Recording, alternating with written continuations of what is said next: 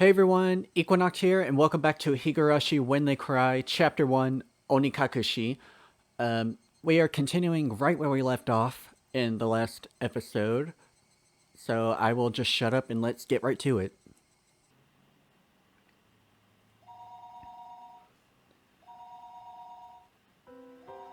The phone rang noisily downstairs. Generally, there were no calls for me, so I never really answered the phone much. But since my parents weren't here, I had no choice. I squirmed off the bed and went downstairs. もしもし、前原です。ケイチ、お母さんだけど。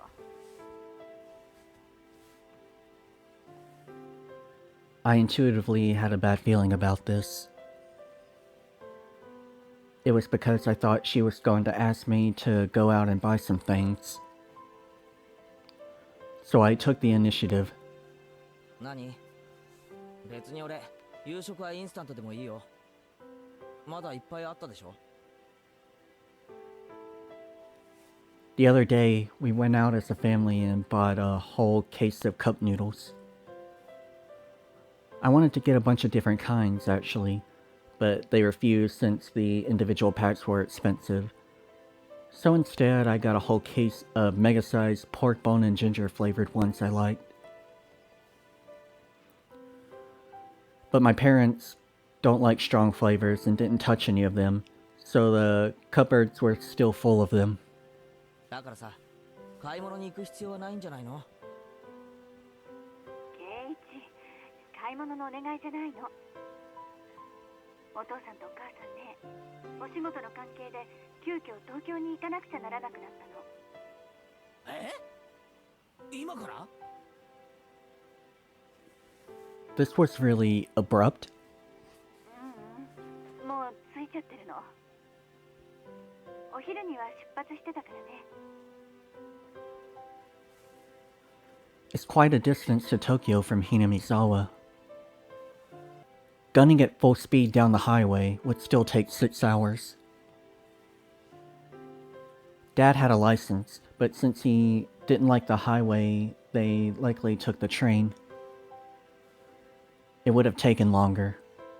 ケイチもお父さんとお母さんの話を聞いてたからわかるかもしれないけど、お父さんのお仕事の契約がね、今ちょっとうまくいってないの。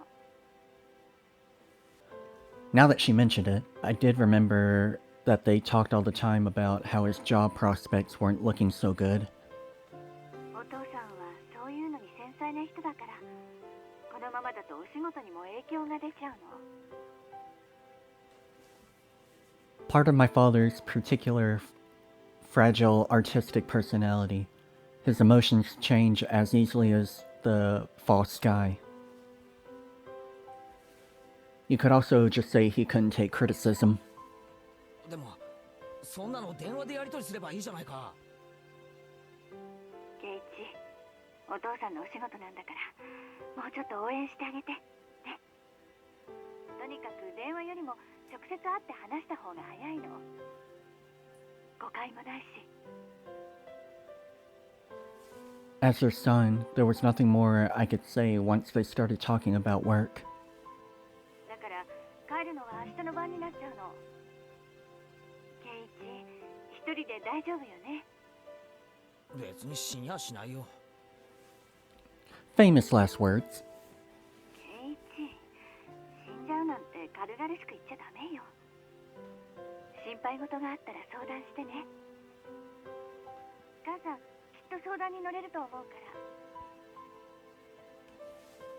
ら。Yesterday, I did bring up if I died rather abruptly, so I suppose they were a little worried. But really, I was more depressed by the fact that nothing would be solved by telling them. But I didn't plan on dying. At least not while I still knew nothing. I would never allow it. 死なないよ。俺は、あがいてでも生き延びる。そう。じゃあね。明日の朝、ちゃんと起きるのよ。朝ごはんは食べてね。お風呂と歯磨きも忘れないのよ。へいへい。そんじゃ。The call ended like that. Sometimes my parents went off to Tokyo for business meetings, but Tokyo was far away. They normally did things by phone. The times they did go were normally planned out in advance. It never happened this suddenly. I couldn't say that those circumstances didn't feel strange, or rather, unnatural. Anyway, I only needed to reorganize the reality of the situation. Illiterate! That tonight, I was the only one in the house. That when my parents came back from work, I'd be gone, missing, vanished. Looking back on the series of events of the previous 5 years involving Oyashiro-sama's curse, it wouldn't seem that strange at all. Come to think of it, it was getting pretty late.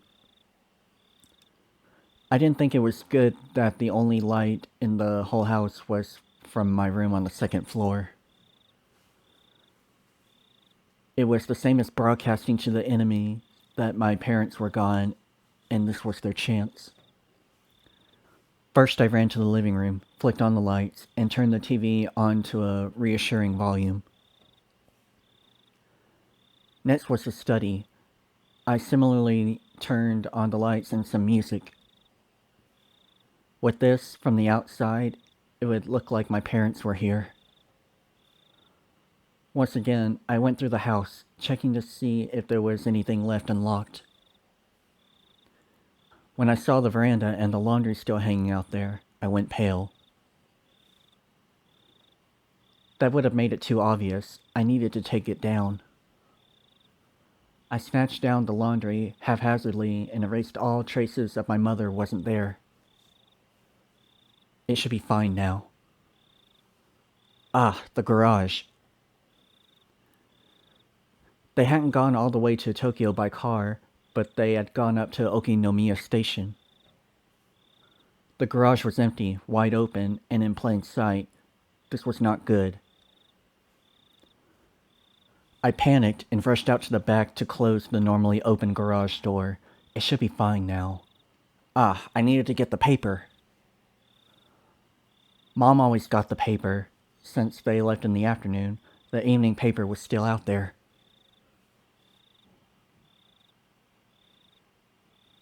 My premonition was correct. I pulled out everything from the mailbox and dropped it in the entryway. With this, for sure this time, it should be fine. Come to think of it, leaving the cover busted like that for my little freak-out was kind of bad. I'll just say I tripped and fell, and the bat I was holding smashed into it. Yeah, I just tripped and my bat hit it 17 times. No biggie. Even so, just leaving it in its current state wasn't good. I should clean it up a little before Mom got back and scolded me. I remember that there was a broom and dustpan in the closet. As I was going to get them, the phone rang once again. もしもし、前原です。あら、圭一くん。お母様はいらっしゃいますかしら。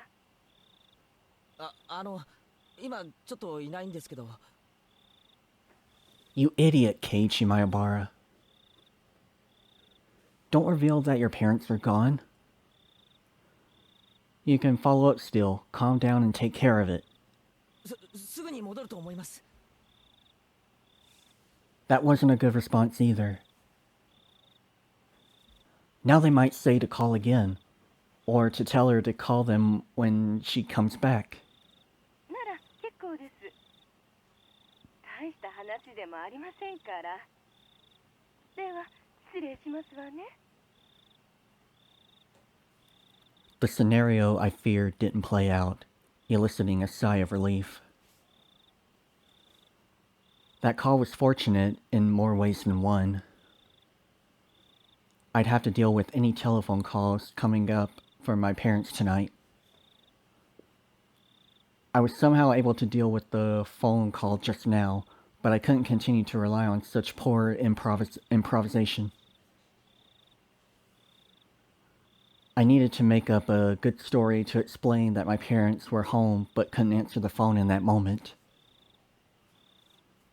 They were making tempura and couldn't step away right now. That wasn't good enough. They were sick and went to bed because they weren't feeling well. Was that going to be safe enough? I was thinking about it on the way back to my room when the phone rang once again.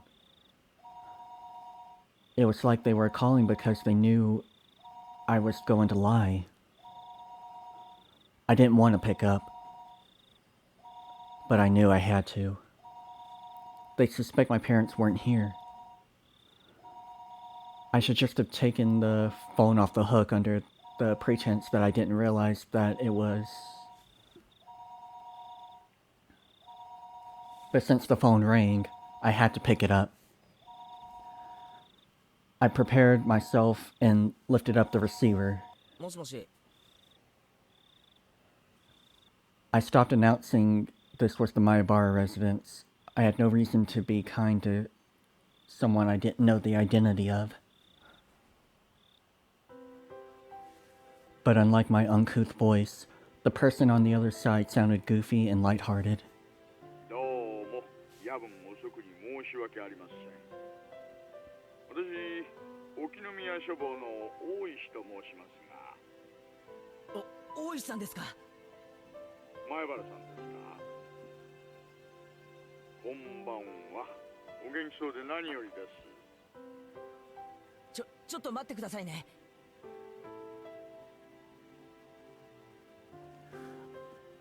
I grabbed the portable headset and rushed up to my room with it.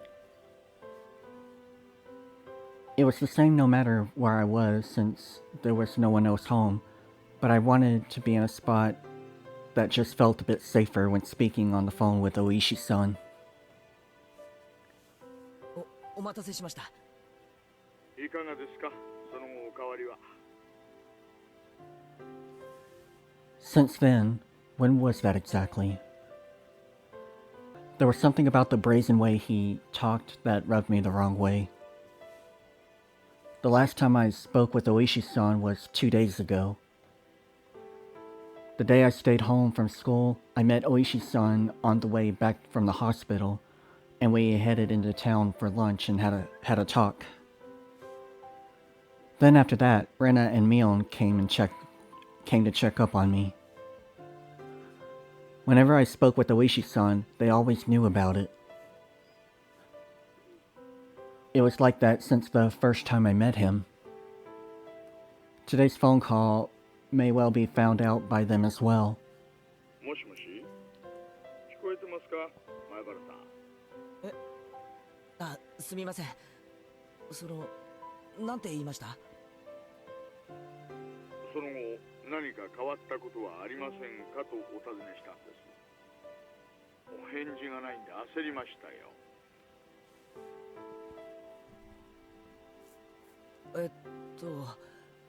特には。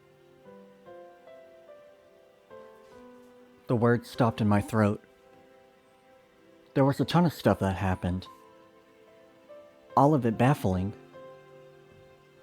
What should I talk about? I didn't understand any of it, but I should try asking.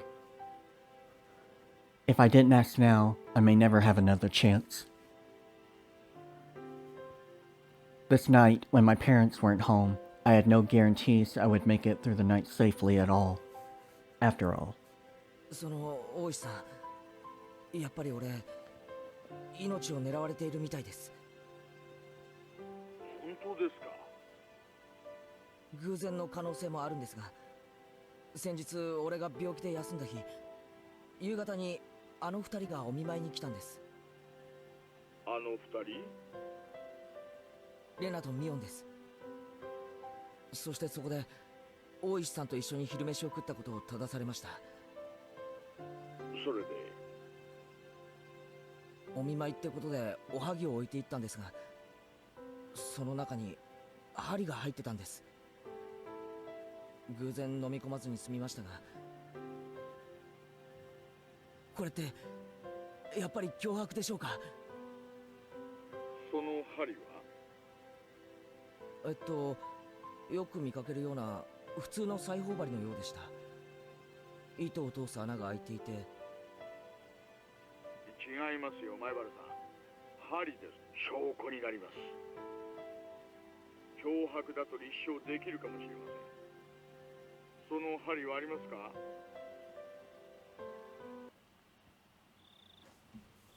That's right. That's it. I dropped the receiver and rushed downstairs. When I tossed the mochi, I had overlooked it out of terror, but that needle was a valuable piece of evidence. Let's see. I threw the mochi and the needle at the wall together. If it was there, then it would be on the living room wall. But my prudent mother had cleaned the living room wall, and there was not a trace of mochi left on it. Well, yeah, normal people don't just leave food splattered on the walls for 2 days. Could it be that it dropped in the gap between the wall and the carpet? I frantically searched by running my palm along the carpet, but nothing turned up. I tried moving around the sofa and desk, pulling up the carpet, then flapping it around. But I couldn't find the needle. Did my mom clean up everything without noticing it? It was just 2 days ago. I didn't know what day they collected the burnable trash, but it may still be in the trash bin in the kitchen. I rushed into the kitchen, opened up the lid of the pail, and poured out the contents. But even at glance, I could tell it would be incredibly difficult to find the needle in a pile of trash. I was looking for a needle in a trash stack. I know. I'll try running my hand through it. It was a bit gross, but I was looking for a needle. If I felt a small prick, I'll be able to find it. It was a pretty tactless method, but it was the quickest. I held my breath and started striking the pile of trash with my hand. Filth flew about. There was nothing more disgusting than this, but it was not the time to be concerned about such details. I continued on for a while, but nothing turned up. I wanted to search more thoroughly, but I was still on the phone. I shouldn't keep Oishi-san waiting for too long. Later, when Mom got back, I'd have to ask her if there was a needle. I hastily began scribbling on a notepad affixed to the refrigerator with a magnet. Was there a needle? I scrawled the words with red pen. I then dashed back upstairs, where I'd been keeping Oishi-san waiting for far too long. もしもし、どうでしたか？見つかりません。あの時はつい気が動転していて。そうですか。見つかればでいいんです。保管しておいてくださいね。That's right. The needle wasn't the only incident. I had to tell him about this morning with the hit and run. あと大石さん、それだけじゃないんです。実は今朝。That van was definitely aiming for me. I could say that without question due to the circumstances at the time. その車のナンバープレートは見ましたか？こちらでも探してみます。Damn. At the time, I just flipped out yelling at him, but I didn't look at the plate. What failures on my part with the needle and the plate number. I was so focused on just protecting myself that I let some of the most important details slip out of my grasp. I punched my pillow, annoyed at how worthless I was. すみません。白いワゴン車ってこと以外はわかりません。仕方ないことですよ、前原さん。惹かれかければ気も動転します。やっぱりこれだって偶然じゃないですよね。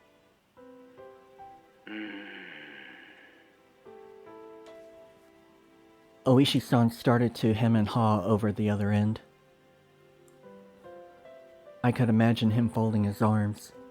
あとレナの様子もやっぱり怪しいです。それはどんな感じですか？ What Rena said on the way home today, asking why I was so much like Satoshi-kun. Now I could say it with confidence, that Rena knew what happened to Satoshi. She knew that there was more to it than him just simply disappearing. レナは知っています。去年の鬼隠しにあったサトシのことを何か知っています。それは具体的にどういうことですか？レナが言うには、俺はサトシとそっくりらしいんです。このまま行くと俺もサトシと同じ運命をたどると。そんな運命ですか？具体的にどんな運命をたどるか言及しましたか？天候と。天候？レナはサトシは転校したって言ってるんです。で、俺もこのままだと転校しちゃうぞって。Oishi-san let out a stern sigh and then grumbled loudly. 前原さん、それはおそらく何かの脅迫。俺もそう思ってます。At that point, I started to think, would it be prudent to sum up everything that had happened up until now as the machinations of some human perpetrator? Other than the theory of it being Rena and the others, I was left with Oyashiro-sama's curse actually existing as the only explanation. Of course, I couldn't tell that to Oishi-san. Except, Rena's strange behavior could be proof of either scenarios.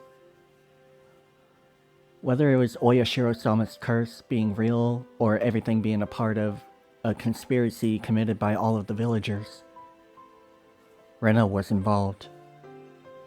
Rena had to know something. Rena was suspicious. What exactly was Rena? I couldn't help but think she was somehow involved with the prior string of mysterious deaths. I seem to recall that Oishi-san had admitted that he had dug into Rena's past a little. He was probably just downplaying it when he said a little. Meaning, he had actually dug pretty deep, most likely. I wanted to hear about Rena. I wanted to know what happened at her previous school, among other things that were still unknown to me. If Rena was somebody I should suspect, no, not that. I wanted to know the truth.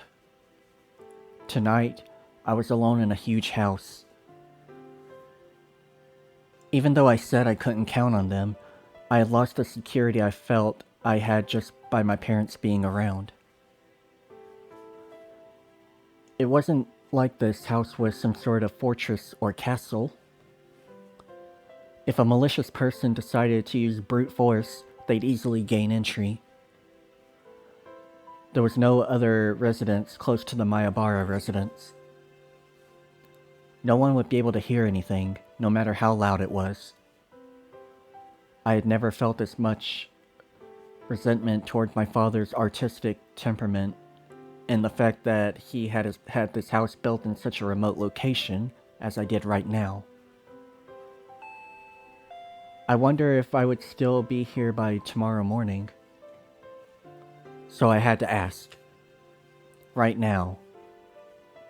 because I had no idea when the next chance would come. 大石さん、 Do you 聞き hear た the いことがある doorbell? んです。隠さないでくださいね。ええ、何でも聞いてください。 Even though he was so far away on the other end of the line, this was the most reliable he had ever felt. I wanted to ask about Rena, about what happened in her previous school. 実はレナの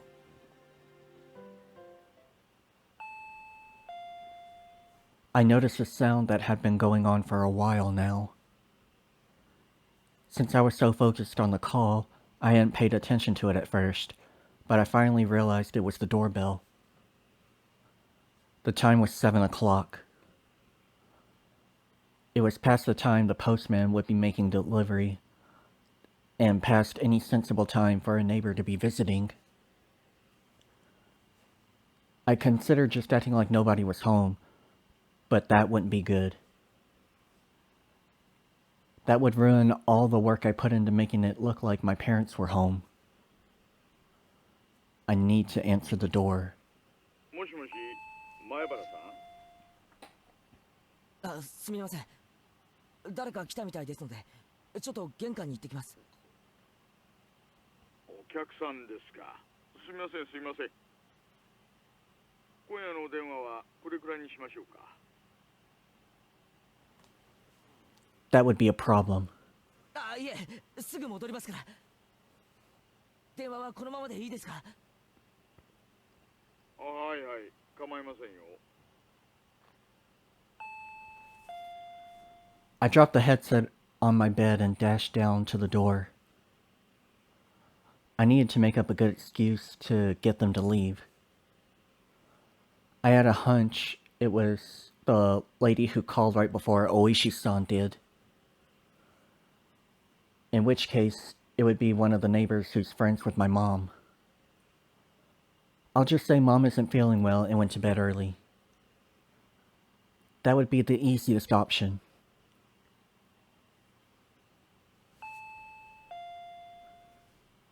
It'd be hard for her to ask me to wake my mom up if she's not feeling well. The bell continued to ring at regular intervals. If someone didn't answer after you rang the bell so much, you'd normally give up and go home, wouldn't you? Without removing the chain, I opened the door slightly and peered out at the visitor. A chill ran down my spine. I knew it. Somewhere deep inside, I had prepared for this moment. I had tried to escape by imagining it was the easiest person to deal with, one of my mom's friends.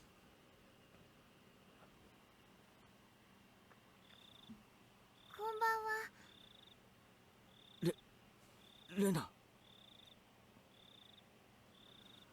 There shouldn't be any reason for Rena to come over at this hour. The timing also made me feel uneasy. Because it was just as I was about to ask Oishi-san about Rena. I wish I could have chalked this up to a mere coincidence. But those unsettling words from Mion several days ago echoed back to me. さーてね。おじさんにわからないことはないからね。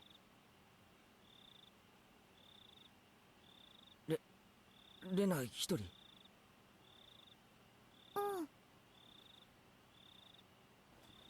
It seems that Mion wasn't with her. But that didn't change the situation at all. 何しに来たんだよ。ねえ、ケイチ君。ちゃんとドアを開けてお話ししたいな。レナは玄関に入っちゃダメなのかな。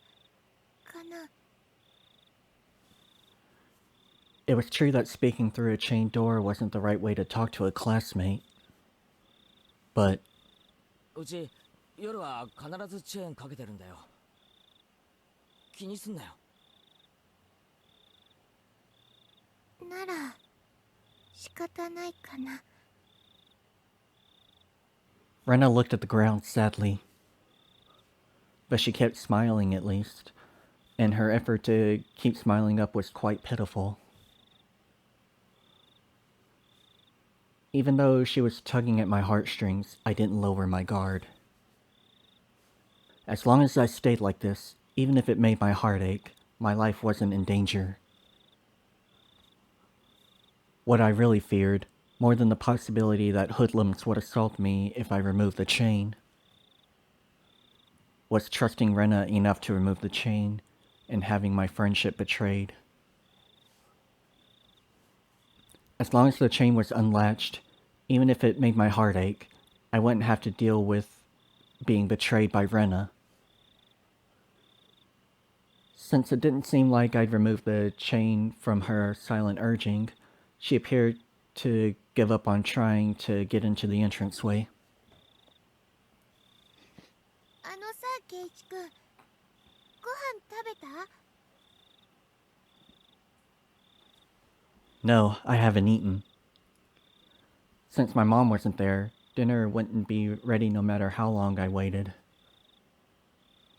I laid down when I got home, was woken up by the phone, and didn't have a chance to eat since I used up all that time talking. I was going to have cup noodles in any case.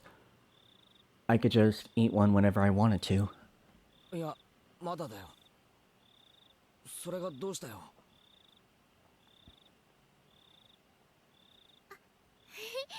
じゃあよかった。これ見て。お惣菜とか持ってきてあげたの。 Rena held out a stack of boxes wrapped in cloth. お台所とか貸してくれれば、お味噌汁も温めてあげられるよ。いいよ、そこまでしてくれなくても。でも、お豆腐もお野菜もたっぷりなの。ケイチ君、そういうの嫌いかな？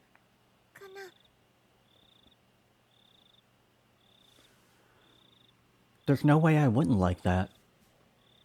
I love miso soup with lots of ingredients. White radish, carrots, budrock root, potatoes, dense and fibrous root vegetables. Yeah, that miso soup looks incredible. ご飯も持ってきてあげたから、レンジで温めればすぐ食べられるし。 Without a doubt, rice needs miso soup. Stuffing rice down your gullet, sipping miso soup in between ravenous bites. Oh yes, how wonderful it is to be born Japanese. それからね、またお漬物を作ってきたんだよ。今度は山菜のお漬物なの。 Before I had moved here to Hinamizawa, I scoffed at the mountain vegetables called sansai. But I was captivated by their charm the first time I tried them. Such a deep yet light flavor. Those so-called supermarket vegetables taste rough and overpowering in comparison. If you had to describe them, then they were the vegetables of the uninitiated. To become an expert such as myself, you first had to partake of sansai. It was common knowledge around here that the Ryugu family's traditional pickles were wonderfully delicious. No matter what kind of pickles they were. They'd go so well with that fluffy white rice. Weren't you just worrying about your life being in danger like 2 seconds ago and now you're distracted by food? I mean, really, same. それからね。 But wait, there's more? So delicious. It just seems so delicious. Farewell to my unhealthy self who said he'd make do with cup noodles. Rena appeared to be in good spirits, and she was offering such a delicious-sounding dinner. The stress evaporated from my gut, and hunger reared its ferocious head. At the same time, My wariness of Rena suddenly dwindled. Rena did say she was alone. It shouldn't be a problem letting her inside. Though the possibility that it was laced with poison still hadn't been ruled out. At that moment, a cold chill ran down my spine once again. I couldn't understand why such a sensation had occurred just then. But the voice inside me was sounding the alarm. This happy Rena, speaking of the charming dinner, was dependent on one premise. And that premise was that tonight dinner hadn't been made at my house, meaning it was under the assumption that my mom, who should be making it, wasn't here. At any normal household, 7 o'clock would be around the middle of dinner time. If my mom were here, we'd be eating dinner around this time as well. The fact that she brought over all the makings of a meal at this time was inherently strange. Unless she knew. Rena. Did she? Did she know that my parents weren't home? But there was also the chance that this was a bluff. I had turned on the lights and a bunch of other stuff to make it seem like my parents were here. There was a chance that Rena was unsure if my parents were home. But I had to wonder. The laundry, the garage, the evening paper. There were plenty of signs of them being hastily tidied up. It was hard to say that Rena didn't have a chance to determine if my parents were here or not. But there was no reason for me to confess that right now. I should try holding on to that fact as long as I could. First of all, the chain was still latched. As long as I didn't take it off, Rena wouldn't be able to do anything to me.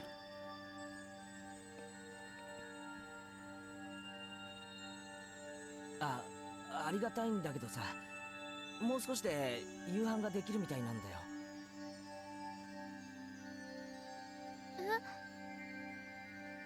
そうなの？そうなの？せっかくで申し訳ないんだけどさ、その。Unable to think of a good way to refuse, my words trailed off weakly. でもちょっとはおかずになると思うな。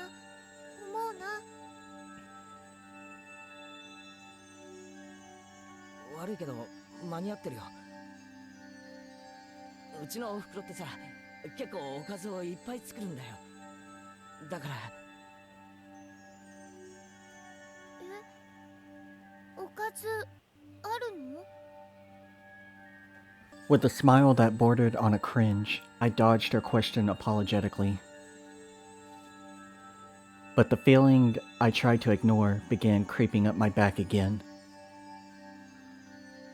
I spoke as if my mom was setting down dinner right now, but it didn't mesh well with what Rena was saying. Rena was talking as if she was aware of some obvious fact. And that I was aware of it as well. ケイチ君もおかずとか作れるんだね。何を作ったのかな？いや、その別に俺が。Rena had assumed out of nowhere that I had made the dishes. No, not so much that I'd made them, but rather that my mom hadn't. 本当に作ったの？おかず。ケイチ君が？だから俺が作ったんじゃないよ。おふくろが作った。あ、いや、作ってるんだよ今。だからさ、悪いけどレナの持ってきてくれたのは食べられないんだよ。Rena fell silent at that moment. At that moment, I felt the light had suddenly disappeared from her eyes. ケイチ君のお夕飯当ててみようか。なんだっていいじゃないか。ね。 The conversation might appear natural at first glance, but Rena was firmly in control. It felt like I was being interrogated. そのお夕飯お湯だけで作れるんじゃないかな。おいおい、侮るなよ。うちのお袋のスペシャルなディナーを見くびるなってんだ。そりゃもう満願全席状態ですごいのなんの。I tried my best to put on a strong front, but I couldn't grit my teeth quite right. So instead, I looked like someone who was borderline hysterical. But Rena showed no reaction whatsoever, even to that silliness. ケイチ君、本当にお母さんご飯作ってってくれたの？いやだからくれたんじゃなくて今作ってるんだよ。もうすぐ晩飯に。Rena had taken that assertion of mine, that my mother was home and making dinner right now, and was completely ignoring it. I could tell that the more I panicked, the colder Rena became. ねえ、ケイチ君。 At that moment, an uncomfortable chill crept in from the gap in the doorway. お母さん、お家にいるのかな？かな。 I couldn't keep up the charade anymore. Rena. She knew full well that my parents weren't home. But I'd come too far to admit that now. Anyway, my parents were here, and we'd be having dinner soon. That was the situation I had concocted. So I answered. I told her she was here. いるよ、もちろん。I could feel the humidity drying out from the surrounding air. Rena's eyes were becoming even more frigid, piercing me with their gelid glare. どうして？ There it is. 何のことかな。 I tried acting casual, but that facade was torn off me the instant I looked into Rena's eyes. That look, it informed me of Rena's response faster than she could open her mouth. どうしてさっきから嘘をつくのかな？かな。嘘なんか。嘘だよね。嘘なんかじゃ。嘘だよ。 Ow. I hit my head on the microphone. Rena's outburst sent a jolt surging through my body. Rena and I were still separated by what few inches that slightly ajar, but still chained door could afford. But despite that, I was still being cornered.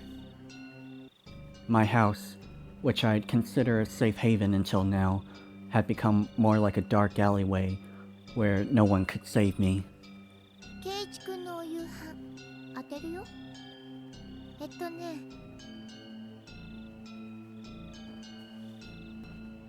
I knew now that Rena had already known that my parents would not be here tonight. But it was still so strange that it had come to this. Even if she somehow knew my parents weren't home, there was no way she should be able to guess what I'd be eating tonight. But Rena said she'd guessed. How could she guess it? How could she know it was in... カップラーメン当たりでしょ？ that I was going to eat. Wait, the cooking repertoire of a man who can't do housework is probably nothing but cup noodles after all. Looking at this statistically, it was the most probable answer.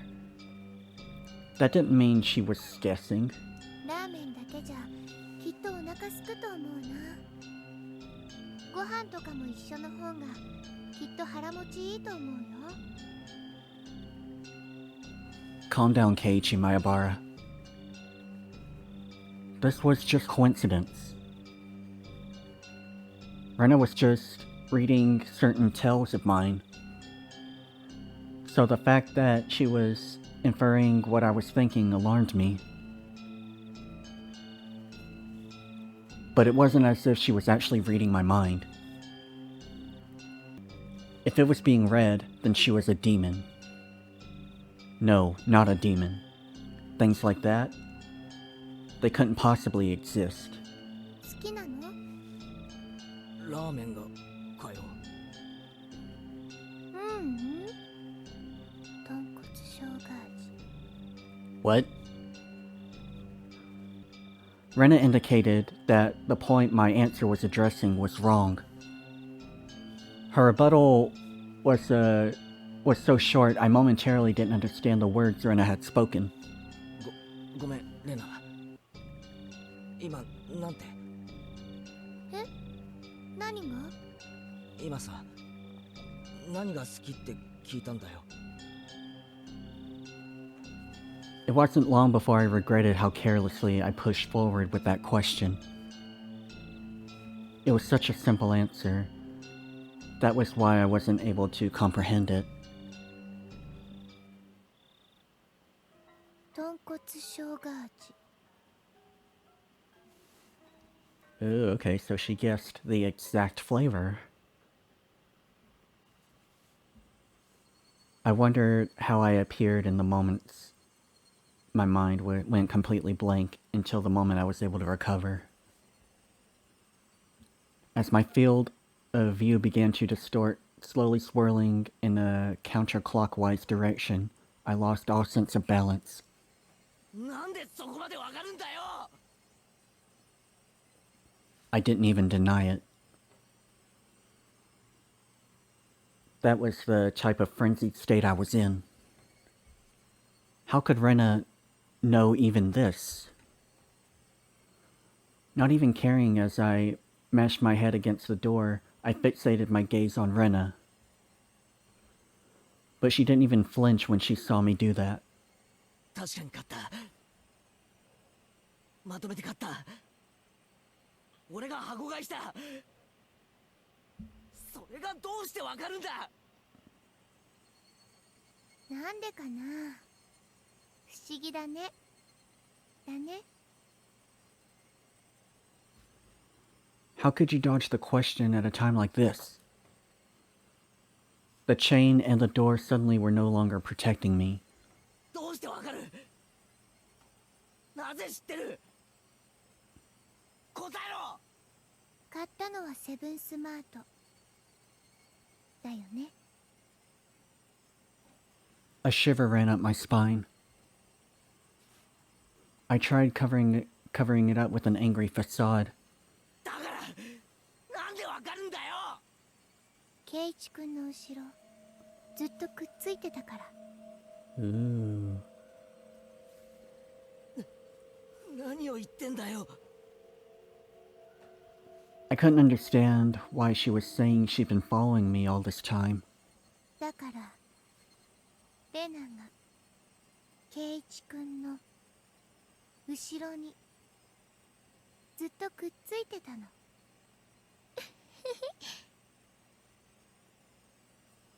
Like that night? That night, I was absorbed in my phone conversation with Oishi-san. I didn't even sense her being there. Standing behind the door, behind me. Standing there. Just like that? ケイチ君がいろんなラーメン選んでるとこ後ろからずっと見てたの。いろんな種類を選んでたんだよね。それでお母さんに怒られたの。たかいラーメンばっかり選ぶから一種類にしなさいって。それで圭一くん大好きな大きいカップの豚骨生姜味を選んだんだよね。レナも好きだよ、豚骨ラーメン。でも大きいカップは全部食べきれないけどね。 My brain was paralyzed, dulling my senses. It might have been a defense mechanism to diminish the fear I was feeling to non-traumatizing levels. With the fear being diminished, the fog enveloping my mind was cleared away. Then I could understand what Rena was saying and started to put meaning behind her words. Even so, my fear hadn't subsided completely. It was like I was standing at the edge of a cliff, eyes closed, and didn't have to look down. I didn't actually solve any of the basic problems. I slowly took a step backwards. And as I withdrew, Rena advanced. だから圭一くん、ここを開けて。レナと一緒にご飯食べよう。きっと美味しいからね。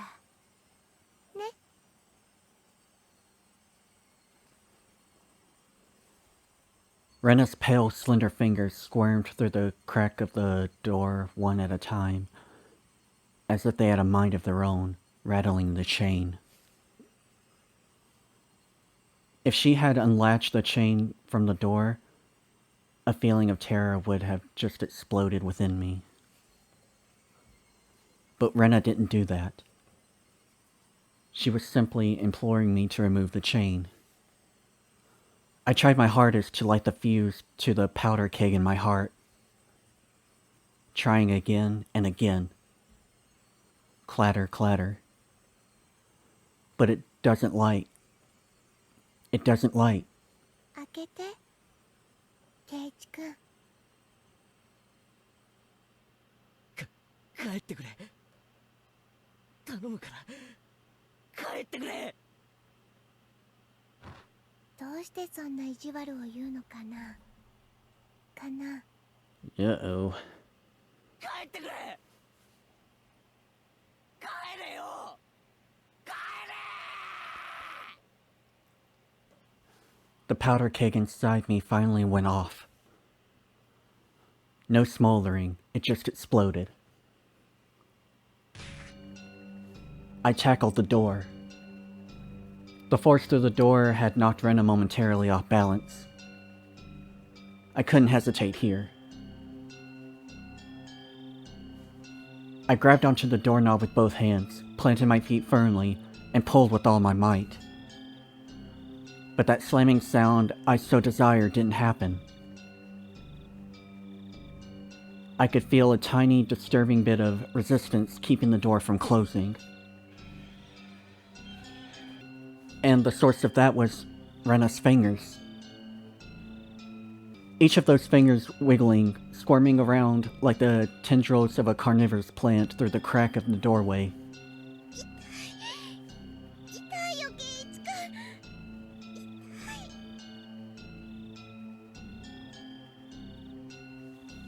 い。 It wasn't a harsh shriek, but more of a yelp she was trying to keep back.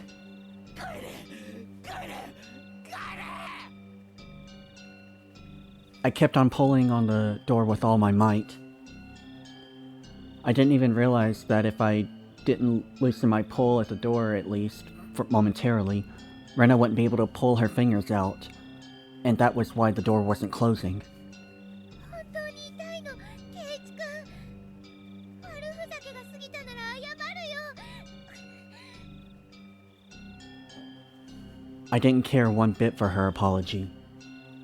No matter how much she apologized, it didn't change any of what she had done up until now. It didn't change anything. 痛いの。痛いの。 帰れ。帰れ。帰れ。 Rena couldn't leave even if she wanted to because I trapped her fingers.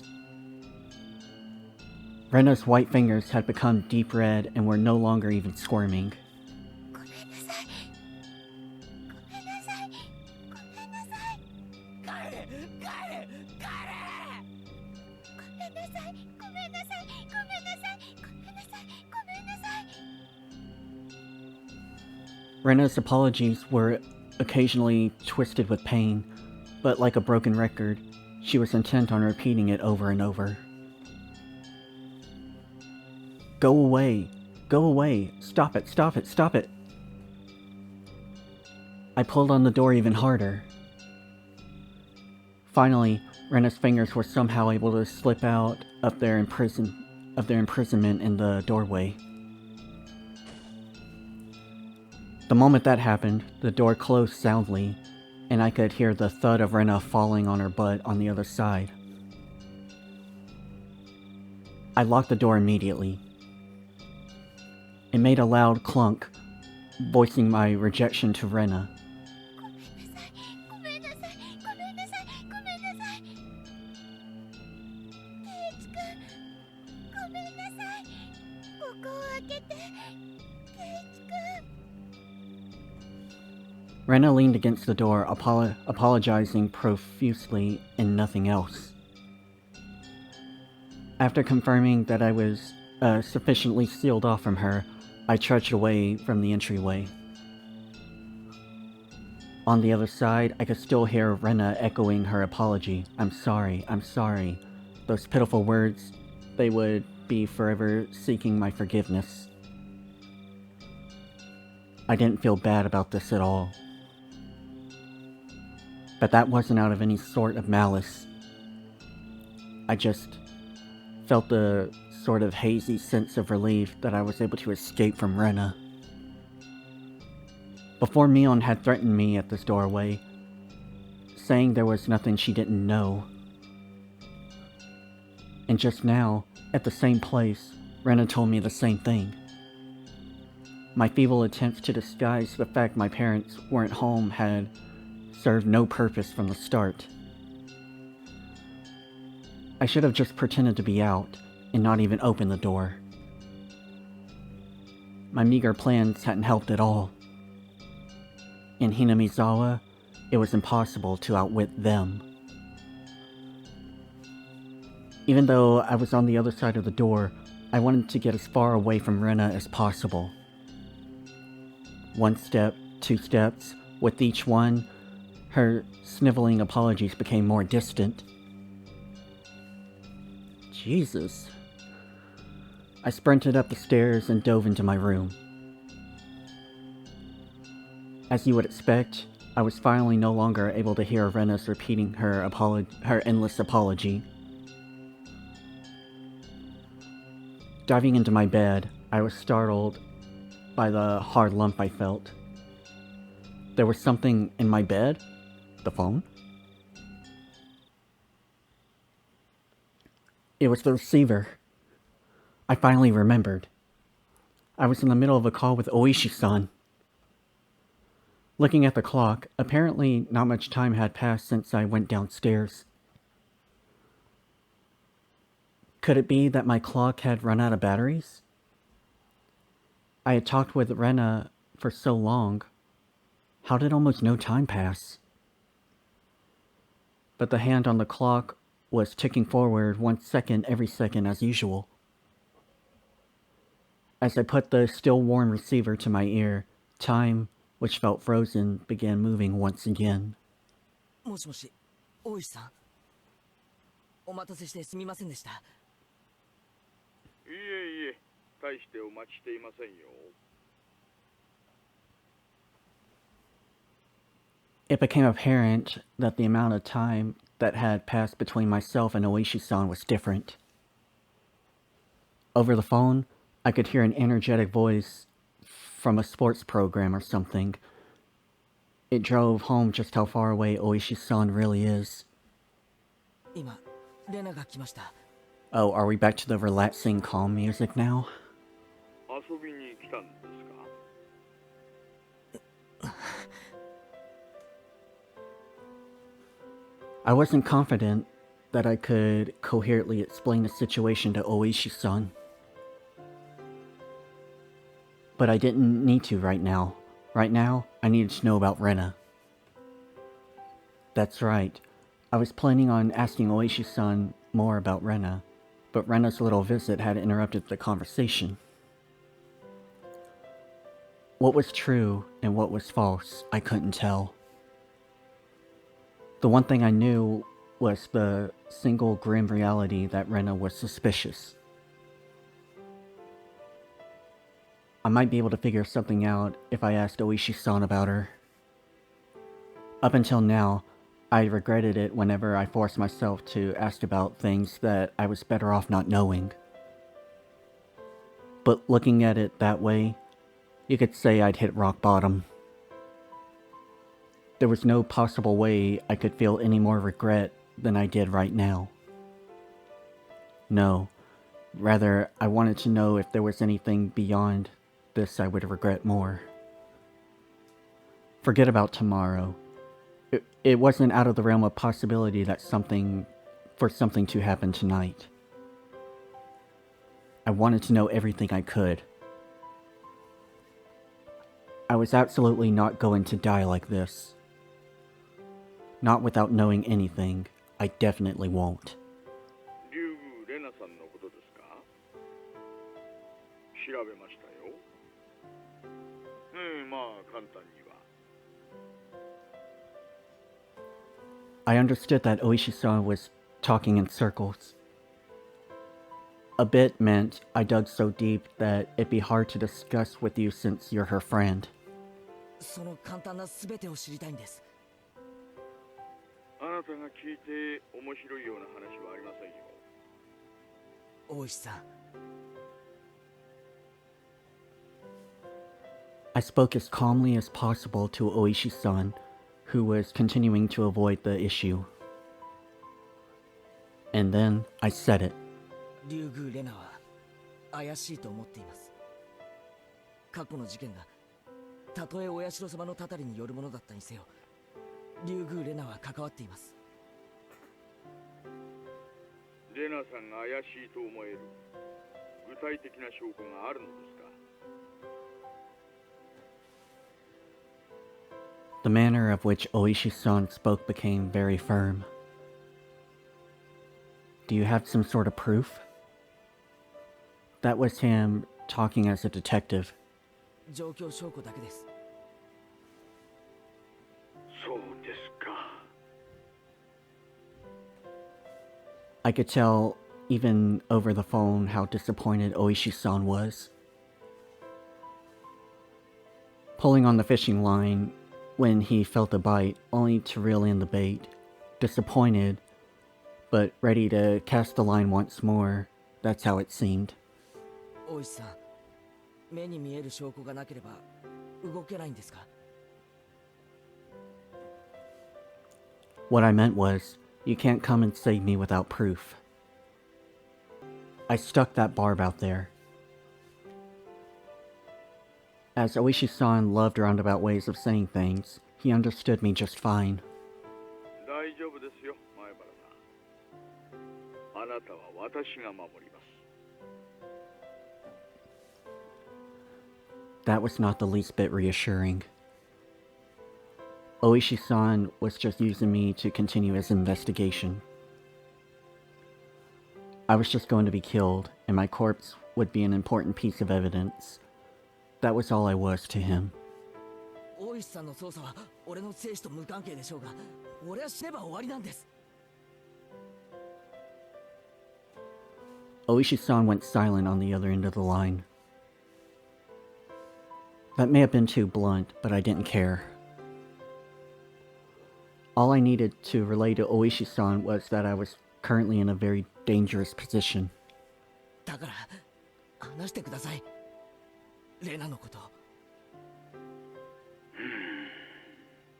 サトシは転校しました。多分俺もそれほど遠くない将来、レナの言う転校をするでしょう。ですが大石さんには俺の死体を見つけることもできないでしょうね。現にサトシの死体だってまだ見つけられてない。前原さん、どうか落ち着いて。 I was already suppressing my agitation, even without Oishi-san having to tell me. It wouldn't solve anything if I continued to scream about my mistrust in the police. It would seem that I could only depend on myself and the bat Satoshi left behind to protect myself. Then I at least wanted to know about what happened before Rena transferred schools. つまらない話になるのは覚悟の上ですね。 Oishi-san realized my resolve couldn't be swayed, finally caved. 今の俺にとってつまらない話は何一つありません。お願いします。まずいくつかお断りすることがあります。はい。他言無用でお願いします。また内容には一部憶測も含まれているかもしれません。すべてが真実ではないかもしれないということです。よろしいですね。真実ではないかもしれない。言ってる意味がよくわかりません。ひなみ沢の連続開始事件は捜査本部がありません。毎年の事件は個々に扱われています。ですから竜宮レナが捜査線に浮上したことは一度もないのです。つまりですね、レナの調査は警察としてでなく個人として行ったということですか？ご理解いただけて助かります。話のほとんどは電話、もしくは会って聞かせてもらったものばかりです。ですから裏が取れていません。鵜呑みにしないでほしいということなんですよ。ご理解いただけますね。全部聞いた話だけなんですか？申し訳ないです。個人調査ですのでね。あれ、以前レナのカルテを見たって言いませんでしたか？確かにそう聞きましたよ。Oishi-san paused for a moment on the other end of the line. そんなことも言いましたかね。気のせいということにしてください。I didn't care about Oishi-san having certain obligations and responsibilities. I also didn't care if there was no proof. Even if they were just rumors, there's no smoke without fire after all. 話してください、大石さん。わかりました。Oishi-san finally opened those tight lips of his. It seemed that Rena lived in Hinamizawa a long time ago. She had moved to Ibaraki Prefecture just before starting elementary school. Then, following that, right after transferring, the unfortunate incident with the breaking of the school's windows happened. Then Rena confided to the doctor. It was Oyashiro-sama. This was everything I knew. 私が知る話も前原さんと大きくは変わりません。では、どこを詳しく調べたんですか？ I didn't need to ask. It was the incident right before she transferred back to Hinamizawa. レナが起こした事件とその後の医者での告白ですね。はい。大石さんはその内容を知っているからこそレナたちを疑っているんですね。疑っています。やはりレナたちが犯人。いえ、疑うとはそういう意味ではないで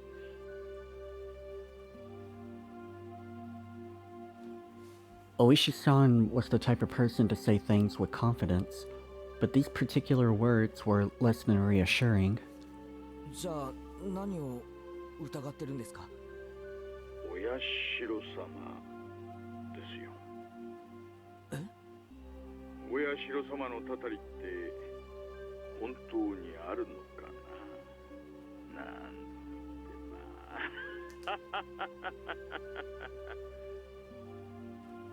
あ。 Oishi-san's laugh was quite dry, certainly not the kind that would make you want to join in. Oishi-san resumed the conversation about the dubious circumstances behind Satoshi's disappearance. The course of events leading him to delve into Rena's past.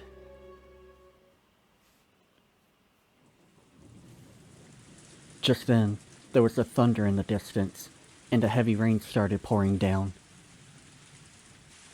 It came without warning, a downpour fiercely beating the ground. I had left the window in my room opened a crack to let the heat out. The violent wind danced into my room, making the curtains flap wildly. どうしました？あ、いえ、急にすごい雨が。すみません。どうぞ続けてください。I got up while still on the phone and grasped the window. はじめに事件と申し上げましたが、学校側も被害者も告発していないので、正式には事件ではないのです。でですね、この辺りがどうも関係者皆さん口が重いんですよ。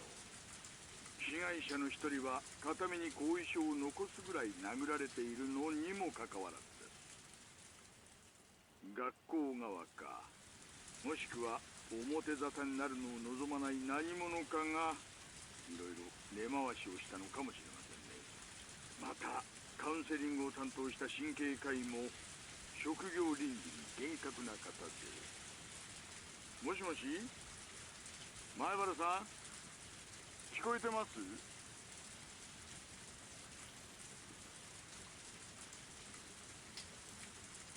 There was the figure of a person standing by the light near the mailbox this whole time. Even in this torrential rain, they didn't have an umbrella. They were unquestionably drenched from head to toe. In this shower, which more resembled a waterfall, droplets of water dripped down from their hair. Oh, her hair. Hey, Rena. You're looking, yeah, just standing there, both arms dangling at her side. In one hand was the stack of boxes wrapped in cloth. Her eyes focused on my room. Focused on me as I was about to close the window. Her mouth was methodically repeating a chewing motion. It was as if she had something hard to chew in her mouth, with her cheeks puffing out. What could she be eating over there? How could it be that at this time, I was more enthralled by Rena instead of shocking developments being brought to light by Oishi-san? If it hadn't started raining, I wouldn't have gone to the window. Then I wouldn't have noticed Rena, nor would I have noticed that. Rena's mouth was moving in the same pattern. She wasn't eating something, she was repeating something. What was it? Was she repeating to me? What was she saying? And why was I right up against my window fixated on her? もしもし、前原さん、聞こえてますか？もしもーし。ごめんなさい。え、前原さん。ごめんなさい。ごめんなさい。ごめんなさい。ごめんなさい。ごめんなさい。もしもし、前原さん、どうしましたか？ Even in this torrential downpour, Rena was still apologizing.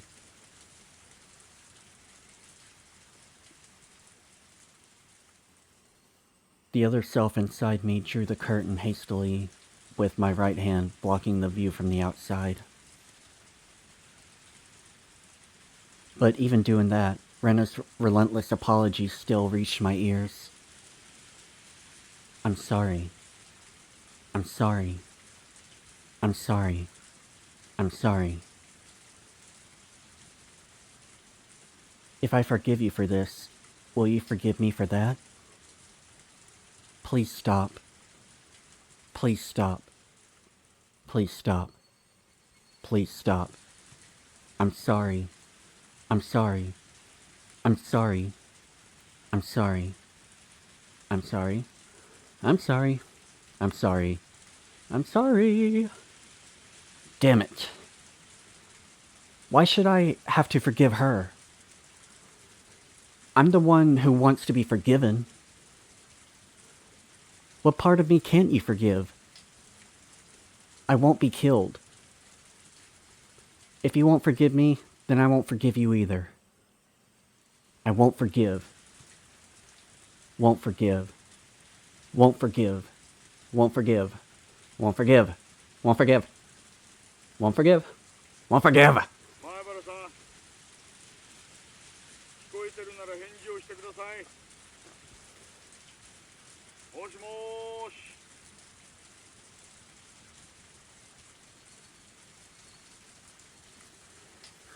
That was eventful. Man, my throat is hurting from all the talking. I am not good with speaking. At the 7th mart.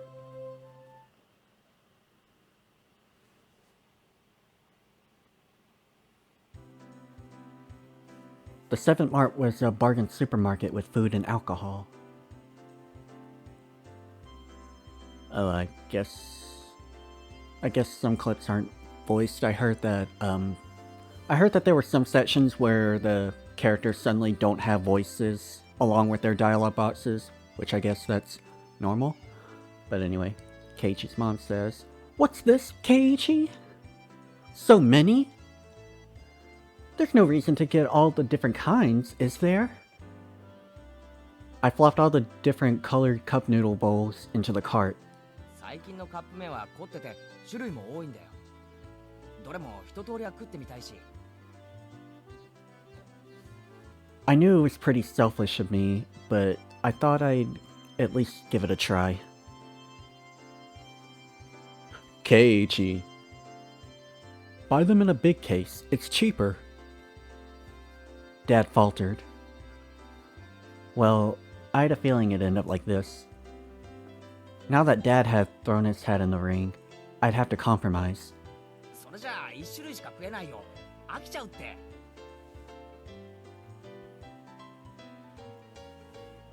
I was resisting as a formality.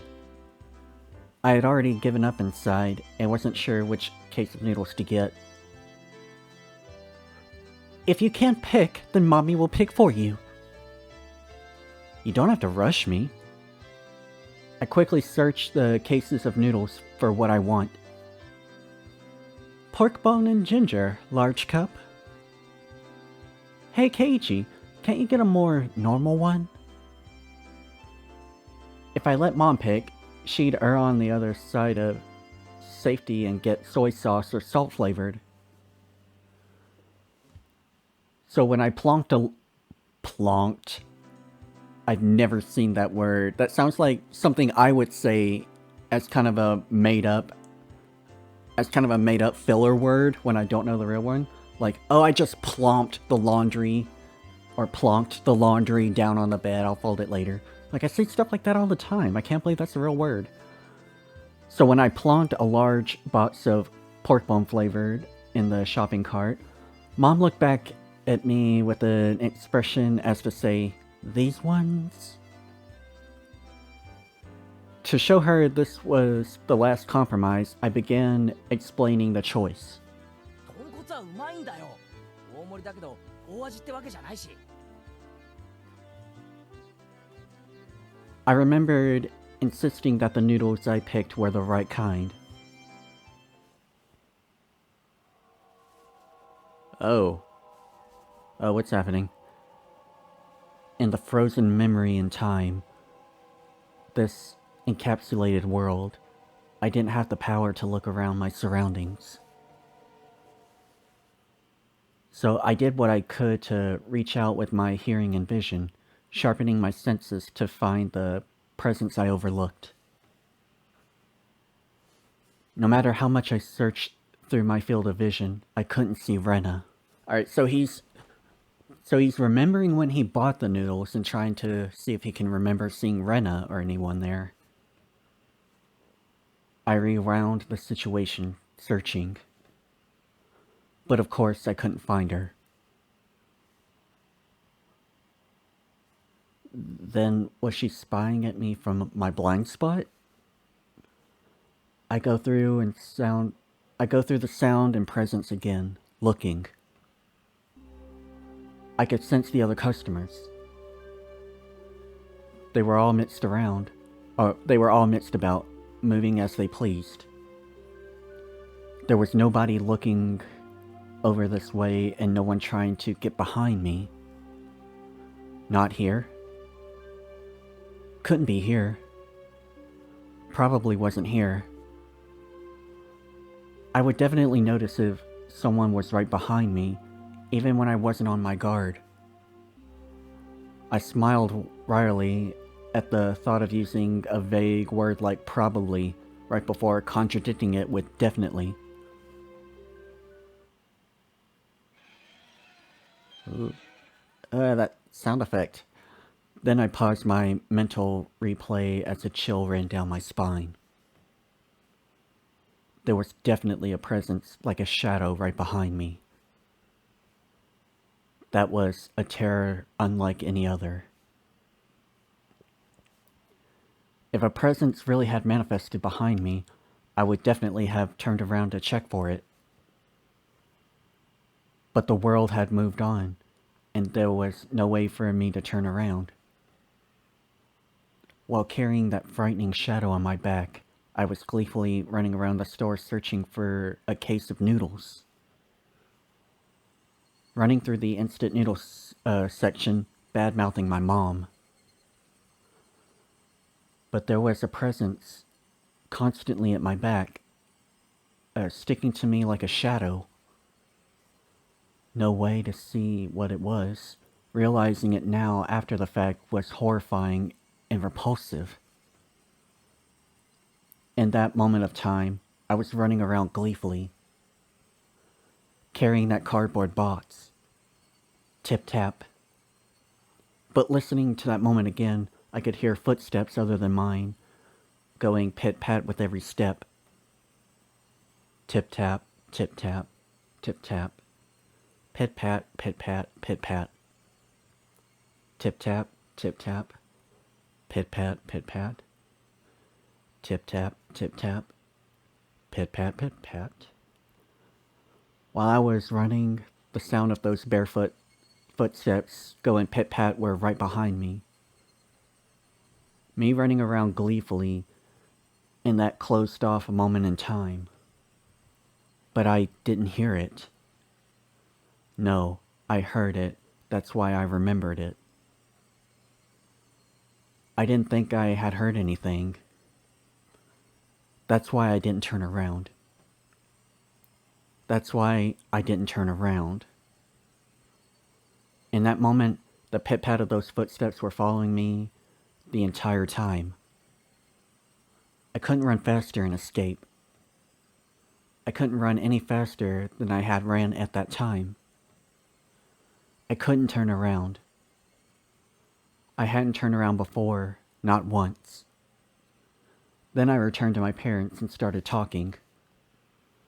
The shadow-like presence was right at my back. Since I didn't move, the shadow didn't move. That is why it made no sound. That was all. At the time, I hadn't taken a single step while talking to my parents. I was just standing there. This was undeniable. And yet, I heard it. A pit-pat. That shouldn't be there. If I took 3 steps, it followed 3 steps. Wasn't that the rule? There was no sound other than that. At that time, the entire world had gone dark. A sudden darkness. It was the end of my reflective journey. I was tired. I wanted to end it. Someone turned on the light. Except my body couldn't move. As if I was sewn into that moment in time. Pit-pat. My past self's hair stood on end. That's impossible. Now that's just breaking the rules. I haven't moved. So you shouldn't be moving either. I couldn't move. So you shouldn't be able to move either. Follow the rules. Pit-pat. Yet that sound echoed in the darkness once again. The hair on the back of my neck pricked up on end. It was so close that it was hard to tell whether it was touching my hair or not. Why couldn't I move? Like how the presence was moving behind me. I quickly realized I could move. It's just that I was scared and didn't want to. But now was the only time I could turn around. It was something unforgivable in this moment in time. But I needed to turn around immediately. As if my entire being was trying to force me to stop, it began to administer a pain like a needle being stuck into my every pore. I'll turn around. I'll turn around. I'm not scared at all. I'll turn around. I'll turn around. I'm not scared at all. A scream I was unable to vocalize. Ruh! I turned around. At first, I couldn't understand the meaning of it.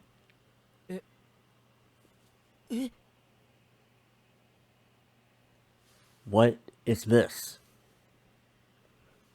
Just as a person's mouth might bite into an apple, slurp the juices, and finally discover that it was an apple, my mind began to process the scene before my eyes by eating the apple.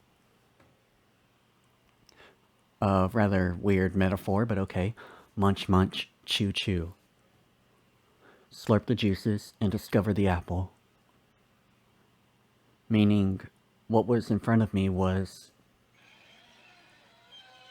Gua.